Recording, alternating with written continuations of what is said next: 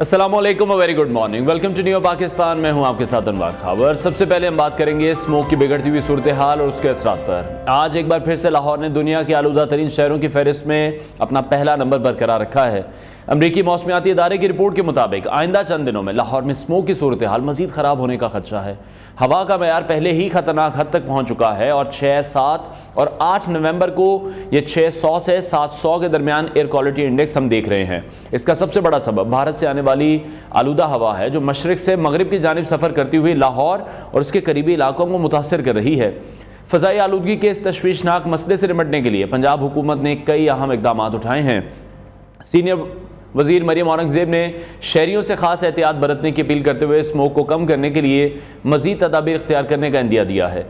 उनका कहना है कि मौसमियाती माहिरीन के मशवरे से मसनूई बारिश का ऑप्शन भी ज़ेर गौर है ताकि आलूदगी में किसी हद तक कमी लाई जा सके। उन्होंने लोगों को जोर दिया है कि माहौलियाती कवानीन की खिलाफ वर्जी की सूरत में ग्रीन ऐप के जरिए शिकायत दर्ज करें या फिर 1373 पर कॉल करें। लाहौर समेत पंजाब के दीगर 18 अजला में बढ़ती हुई आलूदगी के बायस महकमा तालीम पंजाब ने 7 से 17 नवंबर तक तालीमी इदारे बंद करने का ऐलान कर दिया है।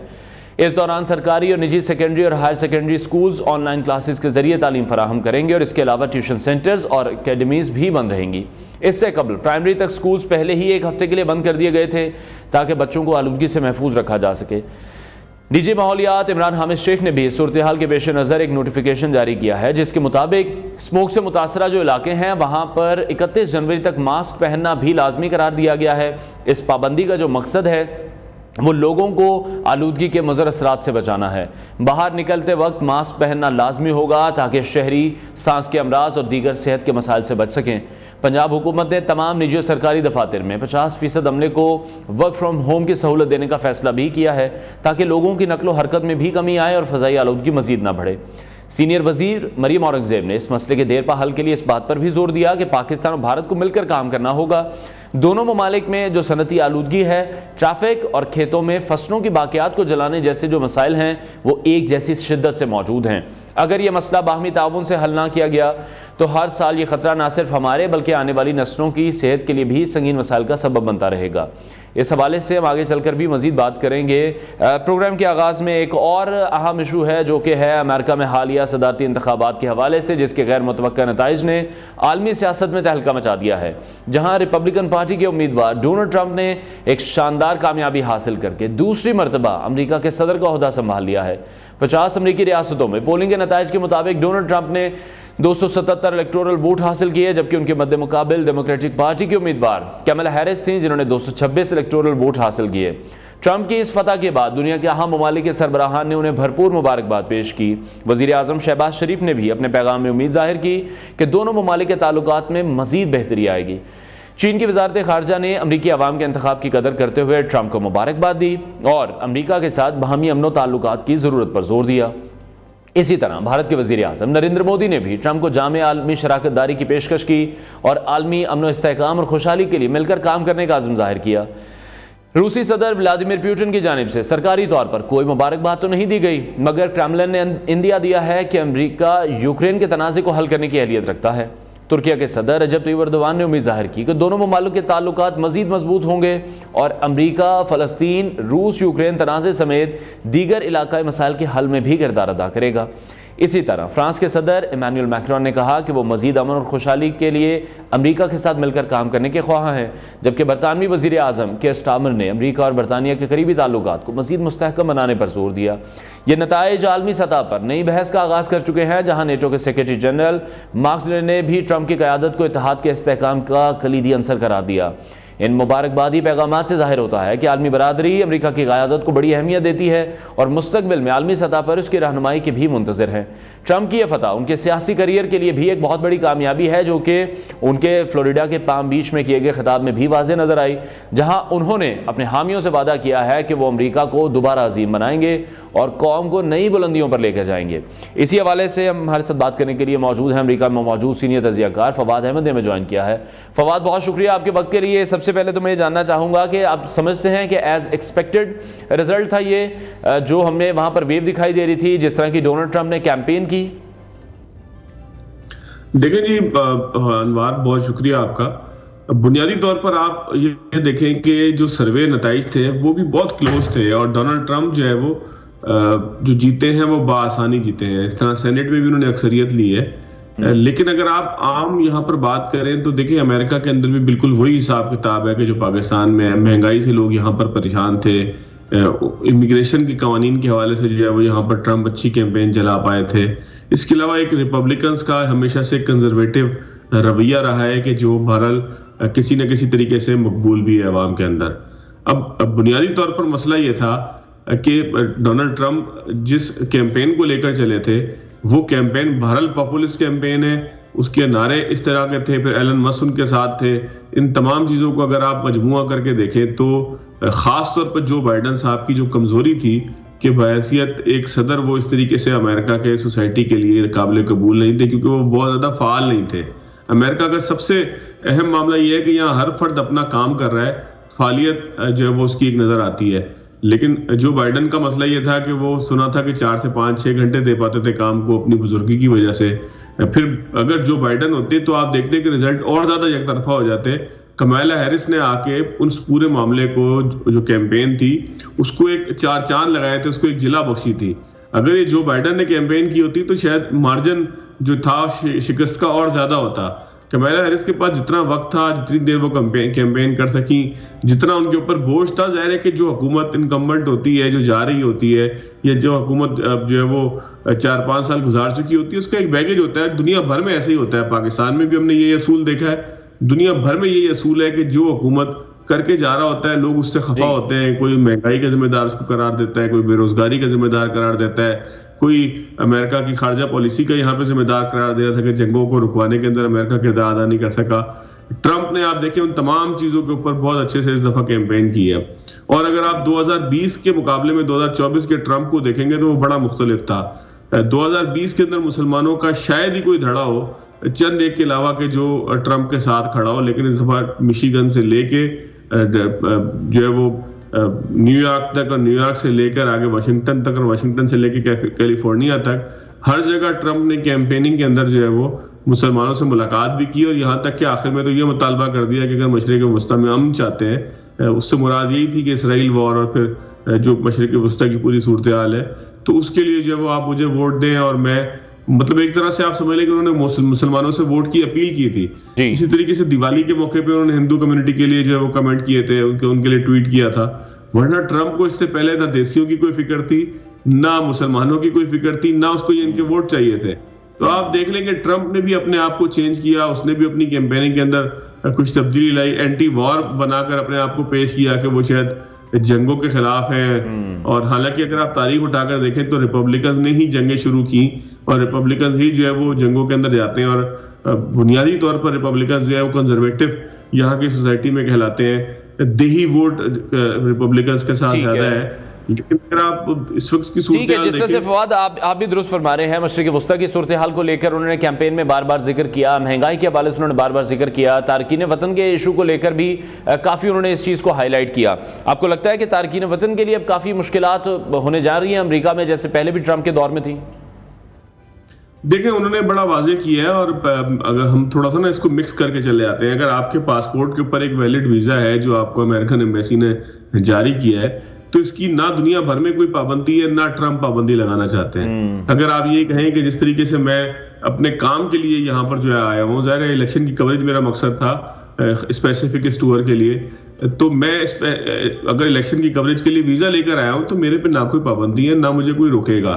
लेकिन अगर जिस तरह से ट्रंप कहते हैं कि बाढ़ क्रॉस करके जो है वो रोजाना हजारों लोग अमेरिका में आते हैं और सेटल होने की कोशिश करते हैं, तो हम भी तो ये नहीं चाहते ना कि पड़ोसी किसी मुल्क से जो है वो बहुत सारे लोग पाकिस्तान में आकर यहाँ के लोगों के हकूक गसब करना शुरू करें, वहाँ के इंफ्रास्ट्रक्चर पे कब्जा करें। तो एक जो अच्छा बुनियादी तौर एक और बात हमें समझनी होगी, रिपब्लिकन्स बुनियादी तौर पर जो है वो निस्बतन कंजर्वेटिव होने के साथ साथ कौम परस्त टाइप के हैं और पुराने ख्यालात के मालिक हैं। मजहबी तौर पर मजहब को बड़ा अपने आप से करीब समझते हैं और मजहबी तालीमात के ऊपर चलने के ऊपर जो है वो फख्र करते हैं और सोसाइटी को जो है वो रिलीजियस बनाना चाहते हैं। ये कंजर्वेटिव एक सोच जो रिपब्लिकन के अंदर पाई जाती है। डेमोक्रेट्स लिबरल प्रोग्रेसिव है, उनके नजदीक इन तमाम चीजों से हटकर मिसाल के तौर पर हम जिन्स परस्ती का कानून हो अबॉर्शन के लॉज हो, इन तमाम चीजों के हवाले से डेमोक्रेटिक्स का हमेशा से एक लिबरल और प्रोग्रेसिव किस्म का जो है ना वो मामला रहा है। तो जब आप लिबरल और प्रोग्रेसिव होते हैं तो फिर आप उस वक्त दुनिया के लिए जो है वो दुनिया के अंदर जो 2 नंबर काम हो रहे होते हैं बहुत सारे, उनको भी जो है वो लिबरलिज्म के लिबादे में समेट के, जिस तरह से इमिग्रेशन का कानून है, तो रिपब्लिकन बहरहाल उसमें मुश्किलात होंगी। चाइना के हवाले से डोनाल्ड ट्रंप थोड़े से मुश्किल वो करेंगे, अपने आप को मुश्किल बनाएंगे, वहां पे स्पेशल टैरिफ लगाएंगे, उनके साथ तिजारत को थोड़ा मुश्किल करेंगे। ईरान के हवाले से और बाकी दुनिया में पाबंदियों के हवाले से आप देखेंगे कि डोनाल्ड ट्रंप की पॉलिसी निस्बतन मुख्तलिफ होगी।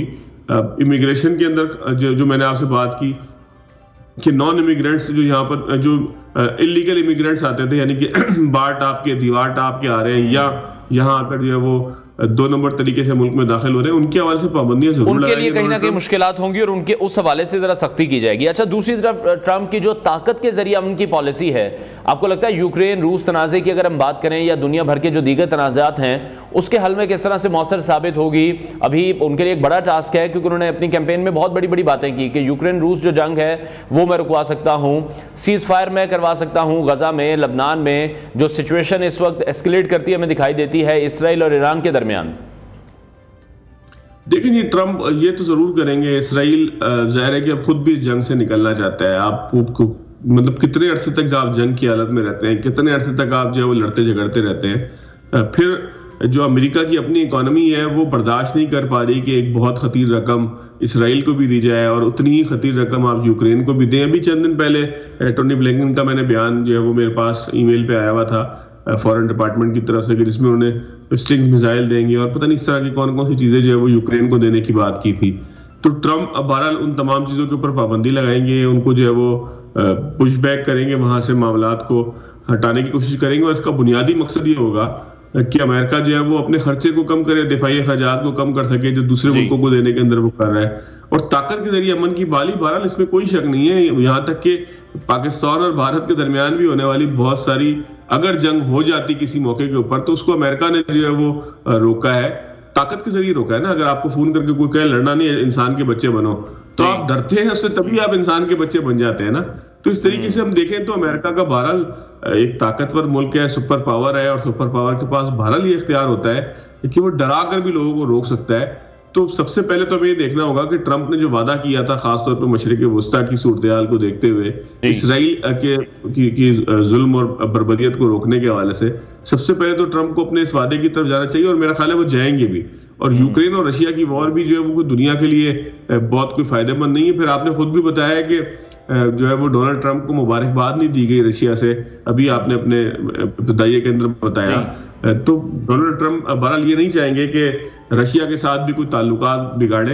अलबत्ता चाइना को थोड़ा सा टफ टाइम देने की कोशिश करेंगे, लेकिन आप ये याद रखें कि इस वक्त जो उनके साथ उनके बहुत खास मशीर है वो आपके जनाब जो एलन मस्क साहब है, तो वो भी टेक्नोलॉजी के मैदान के अंदर ट्रंप को लाने की कोशिश करेंगे और अमेरिका के अंदर जो है वो जो इस्लाहाती। ठीक है फवाद, लास्ट कमेंट मैं आपसे चाहूंगा जो कि पाकिस्तान तहरीक इंसाफ से मुतालिक ज़रूर है, क्योंकि हमने देखा कि ओवरसीज़ जो पाकिस्तानी वहाँ पर थे, जो पाकिस्तान तहरीक इंसाफ के फॉलोअर्स हैं, उन्होंने काफ़ी इस हवाले से कोशिशें की है कि ट्रंप को इक़्तिदार में लाया जाए। बहुत सी ऐसी सोशल मीडिया पर सर्कुलेशन हमने देखी हैं कि अगर डोनाल्ड ट्रंप आ जाएंगे तो बानी PTI के लिए, PTI के लिए पाकिस्तान में कुछ आसानियाँ पैदा हो जाएंगी। आपको ऐसा कुछ लगता है? जिस तरह से जुल्फी बुखारी की भी शायद ट्रंप से मुलाकात तो हुई है।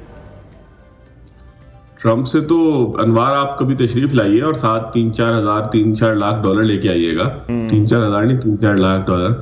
तो हम किसी लॉबिंग फंड से कोशिश करेंगे कि आपकी भी ट्रंप से मुलाकात हो जाए। लेकिन अब जाहिर है सदर बन गए, सदर बनने से पहले की बात है जिस वक्त वो कैंपेन में होते हैं। जिस वक्त कैंपेन में होते हैं तो उस वक्त पाकिस्तान में भी किसी से मिलना मुश्किल नहीं होता। आप लाड़काना जाके बिलावल भुट्टो से मिल लें, आप जो है वो मियाँ वाली जाके इमरान खान साहब से मिल लें, या जमान पार्क या इक़्तिदार से उतरने के बाद आप जो है वो बनी गाला जाके इमरान खान साहब से मिल लें।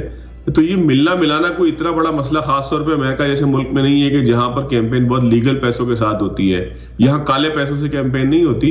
कैंपेन के अंदर तय होता है कि कौन कितना फंड दे सकता है और कौन सा शख्स कितना फंड दे सकता है। तो मिलना मिलाना कोई ऐसी बड़ी चीज नहीं है। रह गई बात ट्रंप की पाकिस्तान में दिलचस्पी, यहाँ पर आप यकीन करें कि मैं मैरीलैंड के अंदर, वर्जीनिया में, कोलंबिया डिस्ट्रिक्ट जो है वाशिंगटन ज़ाहिर है कि ये आसपास के इलाके हैं वाशिंगटन के। मैं यहाँ मुख्तलिफ लोगों से कैंपेनिंग के दौरान मुख्तलिफ हुकूमती ओहदेदार जो है उनसे भी मुलाकात हुई। शायद ही किसी के जहन में भी ये बात हो कि ट्रंप की कैंपेन के अंदर कहीं पर जो है वो पाकिस्तान का तस्करा है। माइक कुगलमैन के मैं ट्वीट का जरूर तस्करा करूंगा, जिसमें उन्होंने खुद लिखा है कि ट्रंप ने जो फॉरेन अफेयर्स को देखते हैं, इंडिया और पाकिस्तान के खास करीबी तौर पर करेस्पॉन्डेंट है, उन्होंने अपने ट्वीट में ये बड़ा वाज़ेह लिखा है कि ट्रंप ने अपनी कैंपेन में कहीं पर भी इंडोर्स करना तो दूर की बात, इसका तस्करा तक नहीं किया, किसी के साथ पर्सनली भी तस्करा नहीं किया। हाँ, मसला ये है कि पाकिस्तान में जो मुख्तलिफ सियासी जमातें हैं, जाहिर है कि सियासी जमात का काम ही अपने कारकुन को होप देना है कि जिस वक्त मायूसी में हो, खासतौर पर वो जो अपोजिशन के अंदर हो। जो हुकूमत के अंदर होता है वो तो मजे ले रहा होता है, वो तो फंड्स के जरिए, वो तो मुख्तलिफ स्कीमों के जरिए अपने कारकुन को जो है वो होशियार करता है और बेदार रखता है। लेकिन अपोजिशन के अंदर आपको कोई ना कोई होप देना पड़ती है कि हुकूमत बड़ी करप्ट है, हुकूमत बड़ी 2 नंबर है, अभी हमारी हुकूमत आने वाली है। जाहिर है कारकुन को इंटैक्ट रखने के लिए अगर पाकिस्तान तहरीक इंसाफ फॉल्स या राइट, जो भी आप कहें, ट्रू या नेगेटिव, जो भी आप कहें, होप अगर वो नहीं देंगे इस तरह की, लेकिन कभी उनकी होप जो है वो ये होती है कि जज फला आ जाएगा तो हमें बड़ा रिलीफ मिल जाएगा, कभी फला चीफ आ जाएगा तो हमें रिलीफ मिल जाएगा, कभी फला रिटायर हो जाएगा तो हमें रिलीफ मिल जाएगा, कभी किसी की अपॉइंटमेंट हो जाएगी तो हमें रिलीफ मिल जाएगा। इस तरह की मुख्तलिफ चीजों के जरिए ही पाकिस्तान तहरीक इंसाफ सियासत में अपने आप को रेलिवेंट रखे हुए है और इसी रेलिवेंसी के नतीजे में वो अपने कारकुन को साथ लेकर चल रही है। अगर वो ये कह दे खान साहब जेल में, अब हम क्या करें, अब हम आराम से अपनी सियासत करते हैं और जो है वो कभी असेंबली में एहतजाज करेंगे, कभी ये करेंगे, कभी वो करेंगे, तो आपको लगता है कि पाकिस्तान तहरीक इंसाफ का कारकुन अपनी क़यादत को जीने देगा? उसको जाहिर है इसी तरह के आसरे चाहिए। यहाँ जो सारे बैठे हुए, शहबाज गिल से लेके जो जुल्फी बुखारी तक, इन सब के भी यहाँ मजे लगे हुए कि ये जो है वो पब्लिक फंड के ऊपर और मुख्तलिफ जो है वो ट्वीट्स करके अपने आप को सियासत के अंदर रेलिवेंट रख के बैठे हुए। आप ये सोचें कि ट्रंप शायद जो है वो दुनिया में जंगे रोकने के बजाय, शायद माशी इस्तेहकाम के बजाय पाकिस्तान में इमरान खान की रिहाई के लिए फिक्रमंद होगा। और पाकिस्तान जो खुद एक सॉवरन रियासत है कि जिसको खुद तहरीक इंसाफ कहती है कि अमेरिकी गुलामी नामंजूर, वो आकर जो है वो ये कहेगा, पाकिस्तान को कहेगा कि इमरान खान को आजाद कर दे और पाकिस्तान आइन कानून सब चीजों को भूल कर जो कहेगा ये ले जी आपका मुल्जिम आ गया। ऐसा होता नहीं है, ऐसा दुनिया में कभी हुआ नहीं है। लेकिन बहरहाल जो खुश रहने के लिए जो है वो कोई छोटा सा भी ख्याल इंसान खुश नहीं लेता है, अच्छी बात है, रहने दे खुश।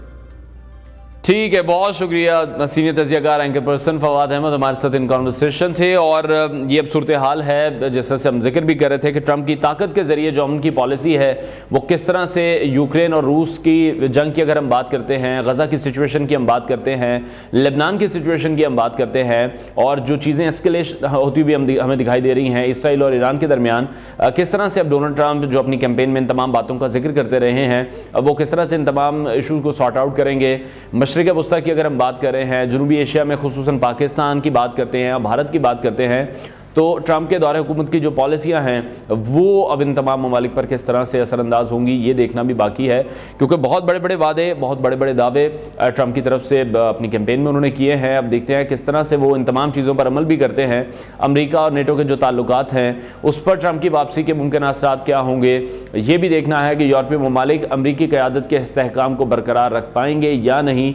और ताकत के ज़रिए उनकी पॉलिसी का बार बार ट्रंप ने जिक्र किया है।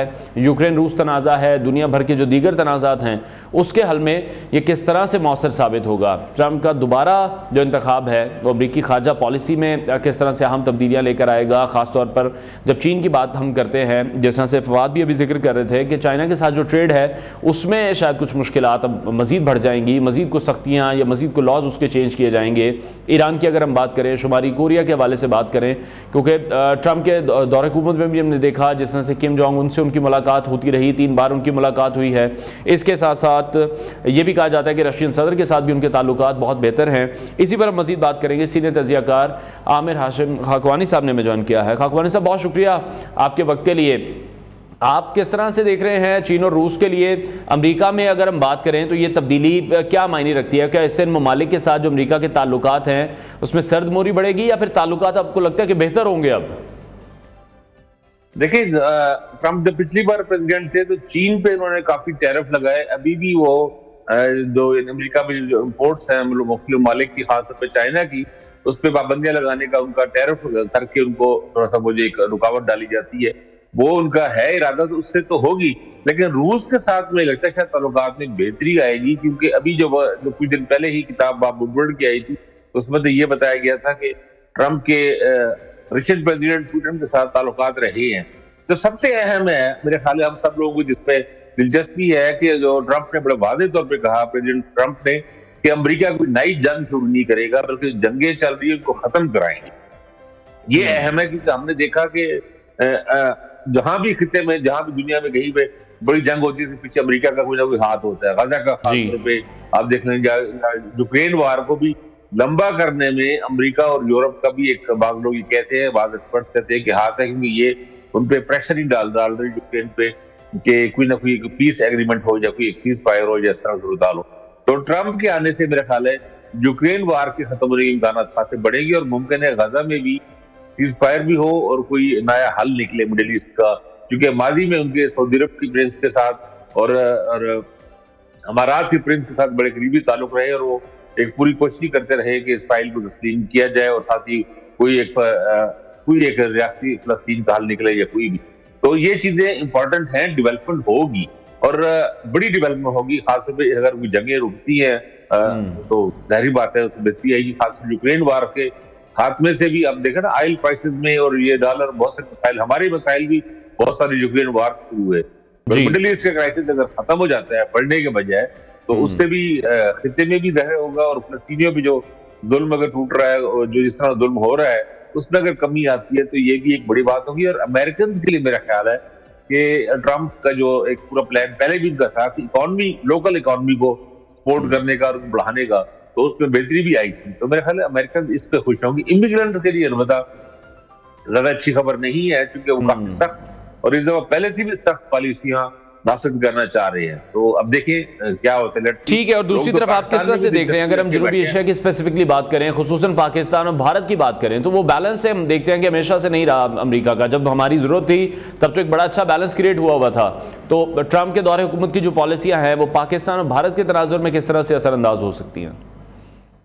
देखिए मेरा ख्याल है ये तो ओबामा के दौर से ही, प्रेसिडेंट ओबामा थे या उनके बाद ये जो बाइडन, ट्रंप आए, फिर बाइडन आए, अभी दोबारा ट्रंप आएंगे, तो इंडिया को तो इस खिते में एक बड़ा वाजे एडवांटेज हासिल है, क्योंकि अमेरिकन जो प्लान है उनका पूरा, वो नेशनल सिक्योरिटी के हवाले से और रीजनल हवाले से और चाइना को कंटेन करने का, उसमें तो इंडिया अहम है, पाकिस्तान अहम नहीं है।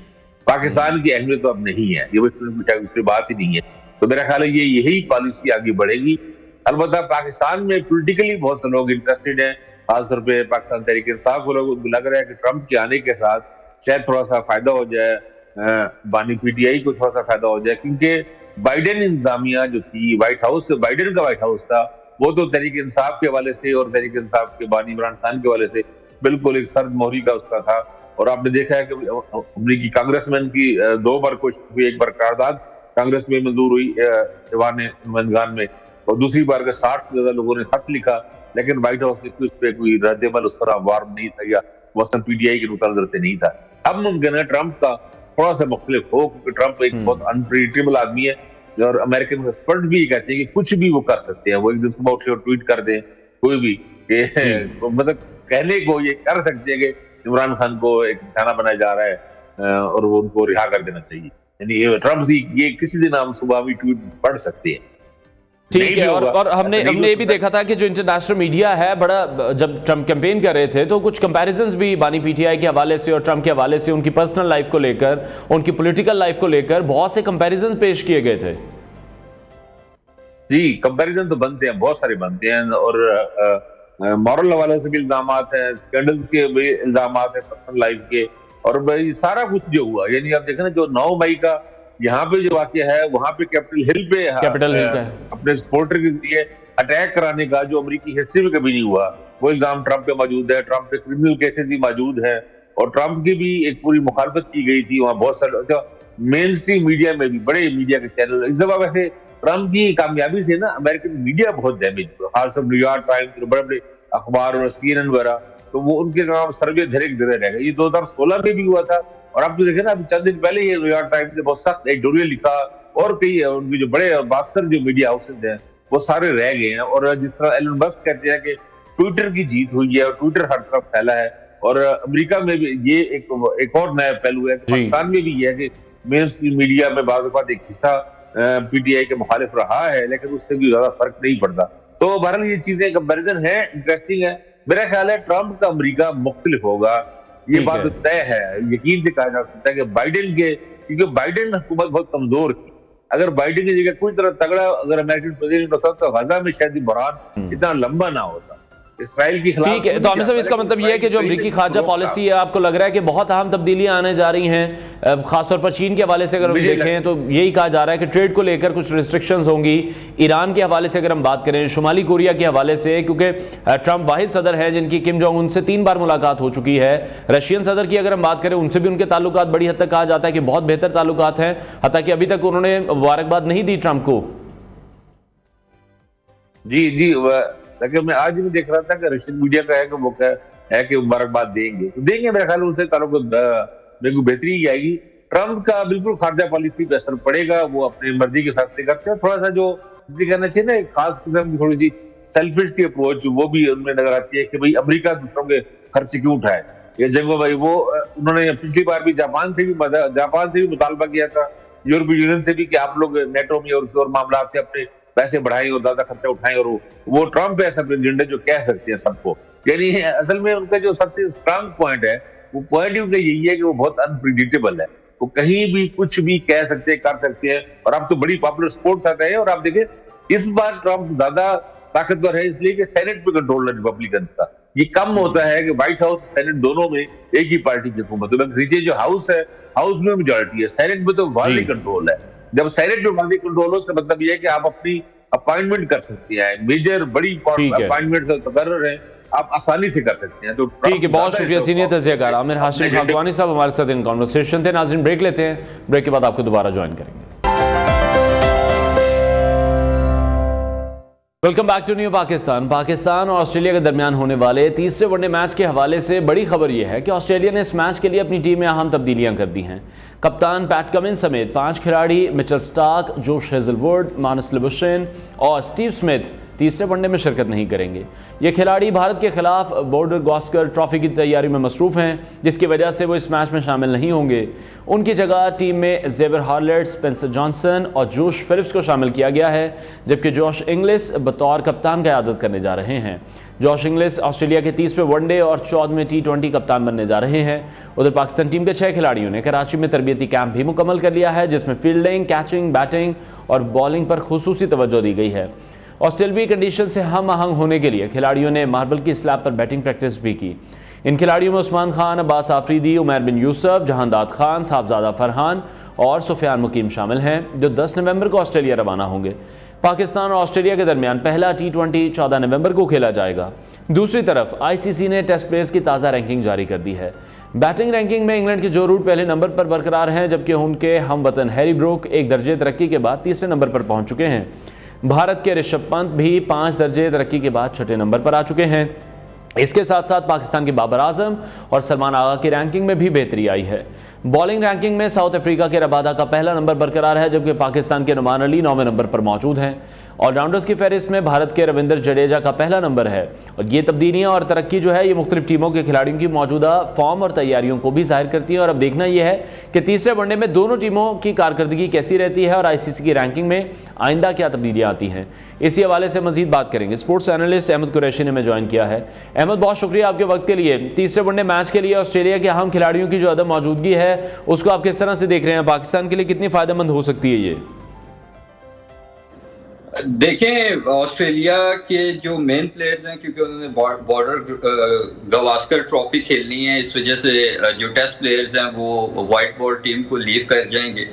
आई थिंक कि जहां पैट क्यूमिंस, मिचेल स्टार्क, इस तरह के जो बड़े बड़े प्लेयर्स हैं, वो जब ऑस्ट्रेलियन टीम में नहीं होंगे तो कहीं ना कहीं एक इम्पैक्ट तो क्रिएट होगा, और अप टू सम एक्सटेंट वो नेगेटिव इम्पैक्ट ही होगा ऑस्ट्रेलियन टीम के लिए। आई थिंक पाकिस्तान के लिए ये बड़ी गोल्डन अपॉर्चुनिटी है इस सीरीज को जीतने के लिए। लास्ट मैच में हमने देखा कि हम बड़े क्लोज गए, लेकिन क्योंकि बोर्ड पे इनफ रन्स नहीं थे, इस वजह से हम मैच हार गए। अगर 30-40 रन्स भी और होते तो शायद पाकिस्तान मैच जीत जाता। बॉलिंग बहुत जबरदस्त थी ऑब्वियसली, क्योंकि बॉलर्स को भी देखें ना कुछ टोटल तो ऑन द बोर्ड चाहिए डिफेंड करने के लिए। तो आई थिंक जिस तरह की फाइट हमने पहले मैच में की है, मैं एक्सपेक्ट करता हूं कि दूसरे और तीसरे मैच में भी अगर हम इस तरह की फाइट करते हैं तो डेफिनेटली दूसरा वनडे मैच भी हम जीत जाएंगे, और तीसरे में तो वैसे ही हमारे लिए आसानी है। दूसरे मैच से ज्यादा मेरे ख्याल में जो ज्यादा इंपॉर्टेंट है पाकिस्तान क्रिकेट टीम के लिए तीसरे मैच से पहले दूसरा मैच जीतना, क्योंकि अगर आप दूसरा ही खुदा ना खासा हार जाएंगे तो फिर आप तीसरा जीत भी जाएं तो उसका कोई ऐसा सच फायदा नहीं है, क्योंकि उसमें एक तो उनके मेन प्लेयर्स नहीं होंगे और दूसरा आप सीरीज भी ऑलरेडी हार चुके होंगे। ठीक है, तो अभी अहमद आपको क्या लगता है दूसरे मैच के लिए क्या स्ट्रेटेजी होनी चाहिए? जैसे कि कहा जा रहा था कि शायद एक स्पिनर को एडप्ट किया जाए। देखिए स्पिनर तो आई थिंक होना ही चाहिए, क्योंकि अगर हम देखें तो ऑस्ट्रेलिया ने भी एडम जंपा को खिलाया और एडम जंपा ने काफी अच्छी बॉलिंग की, खास तौर पे जिस तरह उसने बाबर आजम के अगेंस्ट बॉलिंग की। तो स्पिनर का ना होना प्लेइंग 11 में ये तो बिल्कुल एक सेंसलेस सी बात लगती है। वो भी आजकल की क्रिकेट में, चाहे वो टेस्ट क्रिकेट है, वनडे है या फिर T20 क्रिकेट है, स्पिनर का होना बहुत जरूरी है। और आई थिंक कि पीसीबी अब जाएगा स्पिनर के लिए और जाना भी चाहिए, क्योंकि देखें स्पिनर का रोल बेसिकली समटाइम्स ऐसा होता है कि आपके फास्ट बॉलर्स बॉल्स डॉट तो कर रहे होते हैं, जो डॉट बॉल्स की रेशियो है वो तो इंक्रीज हो रही होती है, लेकिन समटाइम्स विकेट नहीं ले पा रहे होते। तो उस जगह पे आपका समटाइम्स स्पिनर एक ऐसा काम कर जाता है कि वो आपको उस प्रेशर की वजह से विकेट दिला देता है। तो स्पिनर तो बिल्कुल होना चाहिए और आई थिंक कि पाकिस्तान क्रिकेट टीम की मैनेजमेंट और खासतौर पर रिजवान हम जाएंगे स्पिनर के लिए दूसरे ओडीआई मैच में।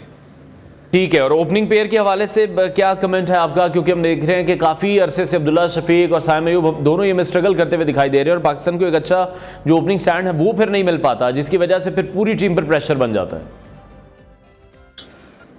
देखिए जहां तक बात है अब्दुल्ला शफीक की, अब्दुल्ला शफीक को काफी अरसे से पाकिस्तान की टीम के साथ है। अगर आप वर्ल्ड कप भी देखेंगे जो इंडिया में हुआ तो उसमें भी अब्दुल्ला शफीक की इक्का दुक्का परफॉर्मेंसेस थी। अब्दुल्ला शफीक को ये सेंस ऑफ रिस्पॉन्सिबिलिटी होना चाहिए कि उसे अगर प्रॉपर चांसेस मिल रहे हैं और वो भी इतनी अहम पोजीशन पे कि जहां आपने इनिंग्स को ओपन करना है और आप हर बार ही जब जल्दी आउट होकर चले जाएंगे तो आप अपनी विकेट तो देंगे ही देंगे, लेकिन आने वालों पे भी प्रेशर डालेंगे।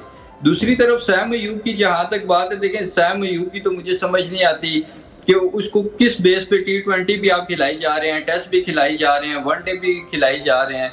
मेरे ख्याल में तो इससे बड़ा फ्रॉड मैंने पाकिस्तान क्रिकेट में ही नहीं देखा कि नो लुक शॉट की वजह से आप एक प्लेयर को ले आते हैं, ना उससे टेस्ट खेला जा रहा है, ना उससे वनडे खेला जा रहा है, ना उससे T20 खेला जा रहा है। अब इमाम था वनडे के लिहाज से या टेस्ट के लिहाज से सूटेबल, उसको क्यों बाहर कर दिया है किसी को कुछ पता नहीं है। और वो भी जब इमाम इतना सेट हो गया था टीम में, अच्छी खासी उसकी एवरेज है, आपने उसको ला के एक यंग बच्चा ले आए हैं और जिसको पता ही नहीं है कि मैंने खेलना कैसे है, वो बस अपने उसी उतावलेपन में होता है हर फॉर्मेट में।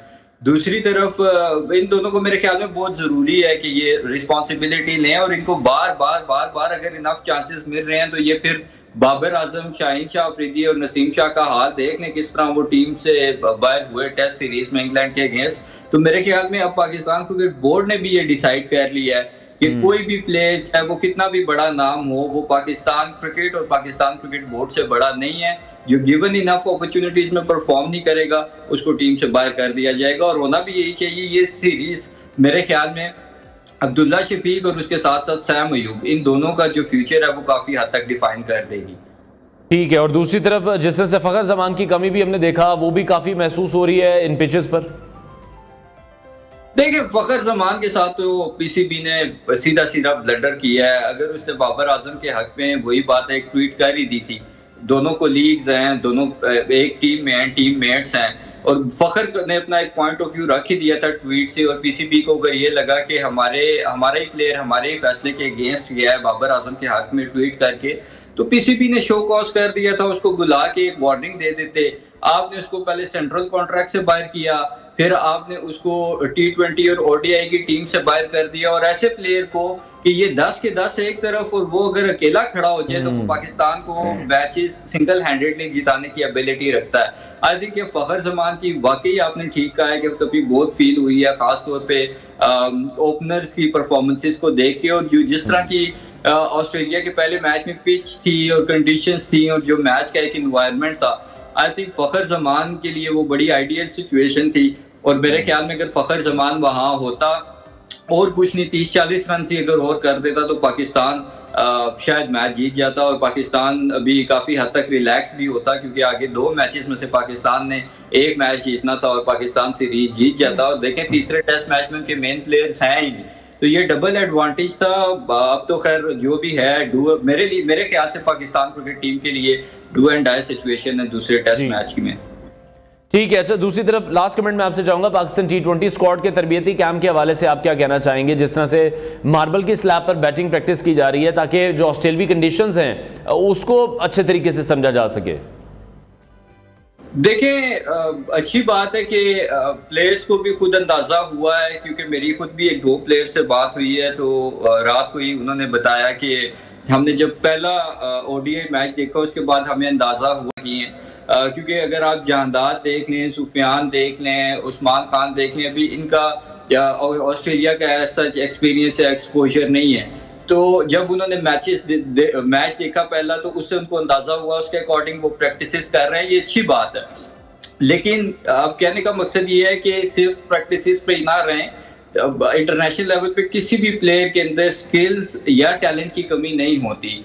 इंटरनेशनल लेवल पे अगर जाके कोई प्लेयर सफर करता है तो वो सिर्फ और सिर्फ कॉन्फिडेंस लेवल की वजह से, और हमने देखा है कि यहाँ हमारे बड़े बड़े प्लेयर्स पिछले कुछ अरसे से कॉन्फिडेंस की कमी का शिकार हैं। और अब जैसे बाबर आजम है, वो इतना अरसे से आउट ऑफ फॉर्म इस वजह से है क्योंकि उसको पे एक साइकोलॉजिकल इम्पैक्ट पड़ा हुआ था। ठीक है, कप्तानी का एक प्रेशर था, लेकिन वो कहीं ना कहीं अंडर प्रेशर भी था कि मुझसे लोगों को बहुत ज्यादा उम्मीद है और बहुत ज्यादा होप्स हैं।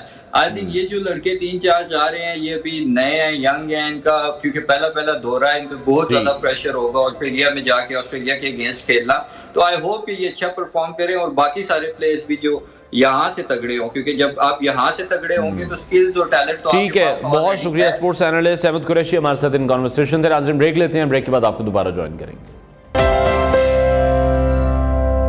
Welcome back to new Pakistan. नाज़रीन, प्रोग्राम के इस हिस्से में हम बात करेंगे आपकी काउंसलिंग के हवाले से। शादीशुदा ज़िंदगी को कामयाब बनाने में कई अनासर कार फरमा होते हैं, जैसे जीवन साथी का इंतखाब, नफ्सियाती और जज्बाती तवाज़ुन, बाहमी कम्युनिकेशन और घर में अपनी जिम्मेदारियों को समझदारी से निभाना।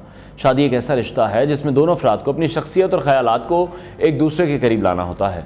आज हम बात करेंगे कि कैसे जीवन साथी के इंतखाब में दुरुस्त मयार को अपनाना, ज़हनी और जज्बाती तवाज़ुन बरकरार रखना और राब्ते की सलाहियत को बेहतर बनाना ये शादीशुदा ज़िंदगी में खुशियाँ ला सकता है।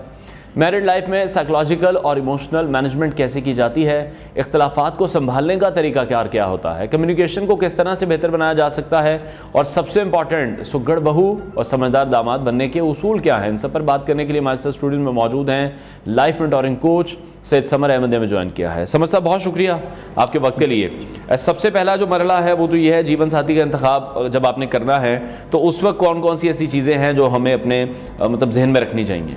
अच्छा, ये तो इतना एक तवील मौजू है कि मैंने 1 आवर की स्पीच अभी पिछले हफ्ते डिलीवर की है जी। तो इसके अंदर ये चीज़ कि बहुत सारे एस्पेक्ट्स होते हैं जिनको जहन में रखना होता है, बहुत सारी डायमेंशंस होती हैं जिनको हम सामने रख सकते हैं, लेकिन मैं उससे ज़्यादा इस सवाल के जवाब के अंदर ये बेहतर समझता हूँ कि ये बता दूँ कि कौन सी चीज़ें हैं जिनको सामने नहीं रखना चाहिए। ठीक है। तो ऐसे कुछ स्टैंडर्ड्स होते हैं जो हर एक शख्स को ज़रूर सेट करने चाहिए अपने जीवन साथी के, लाइफ पार्टनर के इंतखाब में, और वो 3, 4, 5 से ज़्यादा नहीं होनी चाहिए। यानी हम हर चीज़ के अंदर अगर आइडियल की तरफ जाएंगे तो ऐसा आइडियल नहीं होता ज़िंदगी के अंदर, ये अप्स एंड डाउन्स होता है ज़िंदगी में, इसमें हमें सीखना होता है। तो वो मिनिमम स्टैंडर्ड्स हम ज़रूर कोचिंग के अंदर भी सेट करवाते हैं और वो करनी चाहिए। मिसाल के तौर पे कोई कहता है कि मैं मार बर्दाश्त नहीं करूँगी, एब्यूसिव लैंग्वेज बर्दाश्त नहीं करूँगी, कोई कहता है नारकोटिक्स मेरे लिए नाकाबिले बर्दाश्त है। तो इस तरह के, कोई कहता है कि तालीमी मयार अगर है तो वो ग्रेजुएशन होना चाहिए। तो इस तरह के 4-5 मयारात ज़रूर तय कर लेने चाहिए कि जो हमारी बॉटम लाइन हो, जिसके ऊपर हम कंप्रोमाइज़ नहीं करेंगे। तो बाकी किन चीज़ों को सामने रखना चाहिए तो वो तो बहुत तवील मौजू है। ठीक हो गया। अच्छा, दूसरी तरफ जब हम देखते हैं कि कम्युनिकेशन गैप बहुत ज़्यादा है, हमारे यहाँ बात ना करने का रुझान बहुत ज़्यादा है कि आपस में बात नहीं की जाती, अगर कोई इख्तलाफात हो जाते हैं तो उस कम्युनिकेशन को किस तरह से फिर बेहतर किया जाए? अच्छा, इसके अंदर तो सादा सा जवाब ये कि कम्युनिकेशन की जाए। ठीक है। हमारा भी हमारे एक उस्ताद हैं और दोस्त हैं, पाकिस्तान के लीडिंग साइकोलॉजिस्ट हैं, उनका मैं आपको एक वाक़या शेयर कर देता हूँ, बल्कि उनकी बात जी। उन्होंने कहा, ज़िया ज़रनाब उनका नाम है, तो उन्होंने ये कहा कि 16 साल हमारी शादी को हो गए हैं और इस 16 साल में एक दफ़ा झगड़ा नहीं हुआ। अब ये एक बड़ी गैर मामूली बात थी। इख्तलाफ और चीज़ होती है, झगड़ा और चीज़ है। तो इख्तलाफ नेचुरल है, झगड़ा जो है वो नेचुरल है। इख्तलाफ को हम कंट्रोल नहीं कर सकते, डिफरेंस ऑफ ओपिनियन है, लेकिन झगड़े को कंट्रोल किया जा सकता है। तो हमने उनसे ये पूछा कि जी आपने आपके दरमियान ये जो 16 साल के अंदर कोई एक दफ़ा झगड़ा नहीं हुआ, तो वजह क्या थी? कहने लगे जब हमारी शादी हुई तो उस वक्त मैं भी पढ़ा लिखा था, मिसेस भी पढ़ी लिखी थी, तो हमने 2 हफ्ते लगाए इस चीज़ पे कि हमने अपनी आइंदा ज़िंदगी गुजारनी कैसी है, और हमने इसको लिखा इन चीज़ों को। उनमें से एक चीज़ ये लिखी कि हालात खा कैसे ही क्यों ना हो जाएं, लेकिन हम बोलना तर्क नहीं करेंगे। ठीक है। तो वो कहते हैं कि सिर्फ एक ये ऐसा असूल था, हम सबसे ज़्यादा पहले जो छोड़ते हैं वो बोलना ही तो छोड़ते हैं, बिल्कुल। फिर उसके बाद उसी पे गलतफहमियाँ पैदा होना शुरू हो जाती हैं। तो इसलिए अगर सिर्फ एक असूल ये सामने रख लें कि हाँ कुछ हो जाए, हम बोलना नहीं छोड़ेंगे, तो और उस बोलने के अंदर हम जज्बातियत का शिकार नहीं होंगे, तो हम चीज़ें आगे सुलझाव की तरफ जा सकती हैं। ठीक है। तो ये एक अच्छा उन्होंने जो अपना भी किस्सा सुनाया और लोगों के लिए भी उन्होंने एक अच्छी एग्जांपल सेट कर दी है। अच्छा, शादीशुदा ज़िंदगी में जिस तरह से जज्बाती या नफसियाती तवाज़ुन की हम बात करते हैं, उसको किस तरह से फिर बैलेंस रखा जा सकता है? अच्छा देखें, जो तवाज़ुन होता है ना, वो एक दूसरे को अगर हम अच्छी तरीके से सुने, बल्कि एक हम सिटिंग जो है वो सजेस्ट करते हैं, और उसके अभी तक 100% रिज़ल्ट है, उसे हमने अपनी ज़िंदगी के अंदर भी अप्लाई किया और उसके हमेशा बहुत अच्छे रिज़ल्ट लिए। और ये सिटिंग होती है कि आप अपनी सहूलत के मुताबिक हफ्ते के बाद कर लें, 2 हफ्ते के बाद कर लें, महीने के बाद कर लें, और 15 मिनट, आधा घंटा, 45 मिनट, जितना भी आप टाइम लगाना चाहें। इसमें 3 चीज़ें बताते हैं मियाँ बीवी एक दूसरे को। पहली चीज़ तो ये है कि एक दूसरे के ऊपर तनकीद करने के लिए, पॉइंट स्कोरिंग के लिए नहीं बैठते, बल्कि एक दूसरे को इम्प्रूव करने के लिए बैठते हैं। मतलब दोनों करीब हैं, वो एक दूसरे को इम्प्रूव नहीं करेंगे तो दुनिया ने करना है क्या? तो ये 3 चीज़ें होती हैं। एक शख्स बताता है, दूसरा सुनता है, फिर दूसरा कहता है, पहला सुनता है। तो पहली चीज़ ये होती है कि आपके अंदर वो कौन सी बातें हैं जो मुझे बहुत पसंद है, तो ये बता रहा होता है, ज़ाहिर से हौसला अफजाई हो रही होती है। दूसरा पॉइंट होता है कि वो कौन सी बातें हैं जिसके जो मैंने पिछली दफ़ा आपको तवज्जो दिलवाई थी और आपने उनसे एग्री किया था और उनको आपने इम्प्रूव कर लिया। अब ये भी हौसला अफजाई की बात है। ठीक है।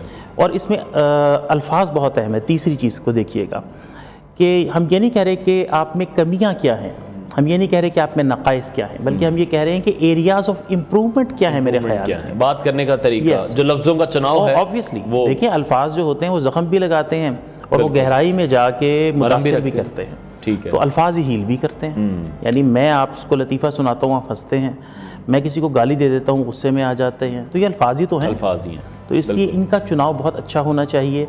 ये हील भी करते हैं, ये ज़ख्मी भी करते हैं। ठीक है। लेकिन समझ साहब, आप ये समझते हैं कि हमारे माशरे में ये बात करने का उस तरह से रुझान नहीं है? जो बच्चों की शादियां होती हैं, जैसे आज तो हम इस चीज़ को डिस्कस कर रहे हैं अपने प्रोग्राम में, लेकिन कहीं ना कहीं अगर हम अपने देखें, स्कूल में देखें, कॉलेजेस में देखें, यूनिवर्सिटीज़ में देखें, इस चीज़ पर भी उस तरह से कोई गाइडलाइन नहीं है। बच्चों की शादियाँ होती हैं, फिर आपस में उनके झगड़े भी होते हैं, कम्युनिकेशन एक गैप रहता है, फैमिलीज़ भी कहीं ना कहीं इंटरफेयर करती हैं, तो फिर वो नेगेटिविटी की तरफ ही चला जाता है। पहली चीज़ तो ये आपने कहा कि इसके ऊपर बात नहीं होती, हम अभी बात कर रहे हैं, तो इसके ऊपर मुस्तकिल बात होनी चाहिए। ये हर एक का मसला है, यानी आपका भी मसला है, ये मेरा भी मसला है, पूरे माशरे का मसला है, हर घर की कहानी है। तो इस पर मुस्तकिल प्रोग्राम्स भी होने चाहिए, गुफ्तगू भी होनी चाहिए, ताकि हमें डायरेक्शन मिले। ये एक बहुत बड़ा गैप है। दूसरी चीज़ ये है कि यूनिवर्सिटीज़ के अंदर इस हवाले से हम कोशिश भी कर रहे हैं, और ये ज़रूरत भी है कि क्रेडिट आर कोर्सेज़ इंट्रोड्यूस करवाए जाएं। वो नहीं तो पहले मरहले के अंदर डिप्लोमा कोर्सेज आएँ, वो नहीं तो पहले मरहले में वर्कशॉप्स आ जाएं। ठीक है। लेकिन ये जो डोपामिन बूस्ट और जज्बाती हो के लोग एक दूसरे को यूनिवर्सिटीज़ में लाइक करते हैं, बाद में हम ये इन चीज़ों का सामना करते हैं कि ये लव मैरिजेस क्यों नाकाम हो जाती हैं। तो एक्चुअली वो डोपामिन बूस्ट होता है, हम पसंदीदगी को मोहब्बत समझ लेते हैं, और वो जब नॉर्मलाइज होता है तो वो झगड़े और उसको किस तरह से डिफ्रेंशिएट किया जा सकता है? जो पसंदीदगी को आप कह रहे हैं कि वो मोहब्बत हमें उस वक्त लगती है। पसंदीदगी जो होती है, ये तो ये है कि आपने माशाल्लाह इतनी अच्छी शूटिंग की हुई है, अब आप मुझे पसंद ही आएंगे ना। मैं ये तो नहीं कहूँगा कोई अच्छा चेहरा देख लिया है तो मैं ये नहीं कहूँगा कि मुझे नफरत हो गई है, मैं उसकी तारीफ ही करूँगा। यह है पसंदीदगी। अब पसंदीदगी को मोहब्बत बनने में कुछ मरहले चाहिए होते हैं, कुछ टाइम चाहिए होता है, और इसके अंदर इंसान के पास अच्छा खासा वक्त होता है जिसके अंदर वो ये जान सकता है कि मुझे अपनी ज़िंदगी गुजारनी किसके साथ है, उसके अंदर क्या क्वालिटीज़ होनी चाहिए, क्या ट्रेड्स होने चाहिए, कौन सी चीज़ें हैं जो अनकम्प्रोमाइजिंग हैं, जो मेरे लिए बॉटम लाइन है। तो इन सब चीज़ों के ऊपर वो उसके पास टाइम होता है। तो पसंदीदगी को मोहब्बत बनने में टाइम लगता है। हमारे यहाँ पे दोनों को मिक्स कर दिया जाता है और उस वजह से जो भी हमें पसंद आता है हम समझते हैं मोहब्बत हो गई। लोग कहते हैं लव एट फर्स्ट साइट, तो भाई ये कुछ नहीं होता, लव एट फर्स्ट साइट नहीं कुछ होता।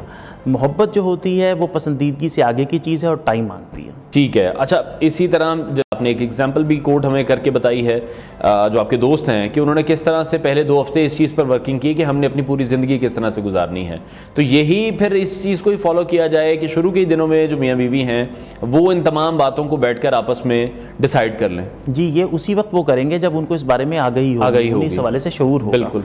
बस मैंने अपनी फर्स्ट नाइट को अपनी मिसेस तहरीम के साथ ये बैठ के तय किया था, बल्कि सुनाई थी बातें उन्होंने मुझे, मैंने उन्हें, कि मेरी ज़िंदगी के ड्रीम्स क्या हैं और उन्होंने भी बताया था मैं कि उनकी ज़िंदगी के क्या ड्रीम्स हैं।